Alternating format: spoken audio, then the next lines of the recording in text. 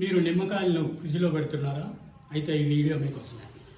నిమ్మకాయల్ని చల్లబరచడం ద్వారా, వేడి చేయడం ద్వారా అందులో సి విటమిన్ పోతుందని వైద్య నిపుణులు చెప్తున్నారు.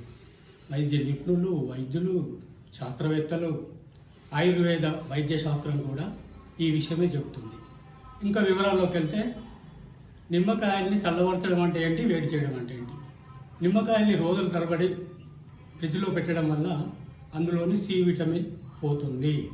కేవలం సిట్రిక్ మాత్రమే ఉంటుంది, ఉపయోగం ఉండదు. అది వేడి చేయడం అంటే వేడి వేడి ఆహార పదార్థాల మీద నిమ్మకాయ రసం పిండుతాం. Example lemon rice. Lemon rice చేసినప్పుడు మనం పొయ్యి మీద ఉండగానే నిమ్మకాయను పిండేస్తాం. దానివల్ల దానిలోని సి విటమిన్ పోతుంది. అప్పుడు మనం ఏం చేయొచ్చు? మరి మనకు తగినన్ని కొనుక్కొని రావడమా?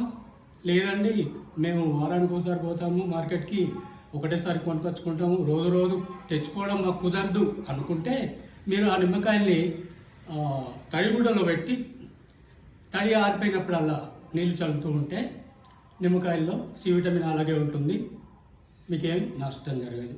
అది కుదరదు అనుకుంటే, అంత తీరిక మాకు లేదు, అంత ఓపిక మాకు లేదు అనుకుంటే, ఒక గిన్నెలో నీళ్లు తీసుకొని ఆ నీళ్ళలో నిమ్మకాయలు వేయండి. ప్రతిరోజు నీళ్లు మారుస్తూ నిమ్మకాయలు వేస్తూ ఉంటే మీకు చాలా కాలం పాటు నిమ్మకాయలు వస్తాయి, అందులో సి విటమిన్ పోవదు. అలా వేడి చేయడం మరి ఎలాగా? వేడి వేడి పదార్థాల మీద పొయ్యి మీద ఉండగానే పిండకుండా కొంచెం చల్లబడిన తర్వాత, దించిన తర్వాత రసం పిండుకుంటే కొంత మేలు కలుగుతుంది. లేకుంటే తింటున్నప్పుడు ఆహార పదార్థాలు మనం భోంచేస్తున్నప్పుడు అప్పుడు నిమ్మరసం పిండుకొని తాగినా మనకు సి విటమిన్ లభిస్తుంది.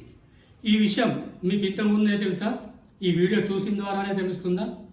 ఏ విషయము మీరు కామెంట్ బాక్స్లో పొందుపరచండి. ఈ వీడియోపై మీ అభిప్రాయం పొందుపరచండి. మీకు నచ్చితే షేర్ చేయండి, లైక్ చేయండి. ధన్యవాదాలు.